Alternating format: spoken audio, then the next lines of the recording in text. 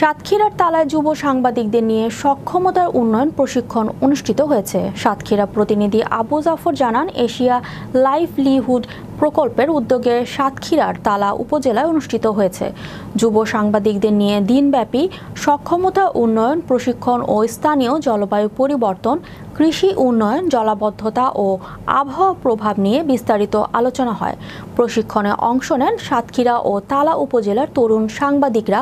কর্মশালা প্রকল্পের project manager খ মইনুল হাসান সোহান এবং দিলীপ সানা বিষয়ভিত্তিক দিক নির্দেশনা প্রদান করেন। ফিল্ড অফিসার ইমরুল কবির, ইউসুফ আলী এবং মীর জিল্লুর রহমান মাঠ পর্যায়ের অভিজ্ঞতা তুলে ধরে স্থানীয় সমস্যা ও সম্ভাবনা ব্যাখ্যা করেন। প্রশিক্ষণে বক্তারা বলেন, জলবায়ু পরিবর্তনের প্রভাবে এই অঞ্চলে কৃষি ও জীবিকা চরম হুমকির মুখে পড়েছে। যুব সাংবাদিকদের দায়িত্ব হলো এই সংকটগুলো জনসমক্ষে তুলে ধরা এবং সমাধানে সচেতনতা তৈরি করা।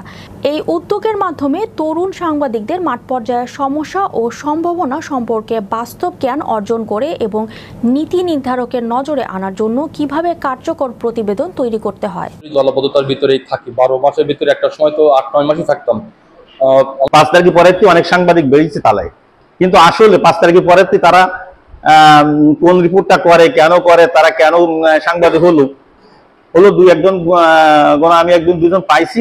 পূর্বে কি ধরনের কাজ করছে, বর্তমান কি পরিস্থিতি এলাকার, প্লাস হচ্ছে ভবিষ্যতে কি করা যায়, পুরাতন সাংবাদিকে যারা কাজ করতেছে এলাকাতে তাদের যদি খনন না করা যায়, এই টিআরএম যদি চালু না করা যায়, তাহলে এই অঞ্চলে শুধু মানুষ না, এই অঞ্চলের মানুষ যা খেয়ে পরিবেশে থাকবে। টিআরএম এর অ্যাডভোকেসিতে কাজে লাগাবো। আবার বলতেছি কি, বড় পার্ট যে জলবায়ু পরিবর্তন, ওটা তো আমরা বুঝবো না।